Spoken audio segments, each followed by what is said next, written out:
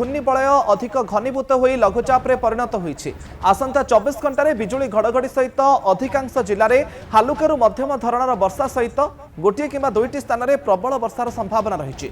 किछि स्थान में घड़घड़ी सहित अति प्रबल वर्षा होगा नहीं आकलन करिछि पाणीपाग विभाग। विशेषकर उत्तर और दक्षिण ओडिशा रे वर्षार प्रभाव रहिबो।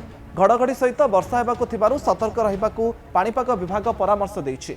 आसंता 24 घंटा गंजाम, गजपति, रायगड़ा, कलाहांडी, नुआपड़ा, कंधमाल, नयागढ़, कटक, खोर्धा, पुरी, जगतसिंहपुर, केन्द्रापड़ा, भद्रक, बालेश्वर, जाजपुर, ढेंकानाल, अनुगुल, मयूरभंज, केन्दुझर, संबलपुर, बरगड़, देवगढ़, सुंदरगढ़ जिलार किछि अंचल में घड़घड़ी सहित अति प्रबल वर्षा होगा नहीं आकलन करिछि पाणीपाग विभाग। जहां नहीं यह सबू जिलापाई येलो वार्निंग जारी करा जायछि। लघुचाप प्रभाव में आगामी 26 तारीख जाए प्रबल वर्षा होबार संभावना रही। चलित मौसुमी सीजन रे राज्य में जून 1 तारीख वर्तमान सुधा 1034.4 मिलीमीटर वर्षा रेकर्ड होती। एवं भी 9% नियंटिया वर्षा रही। 1120.3 मिलीमीटर वर्षा स्वाभाविक रहिबा कथा।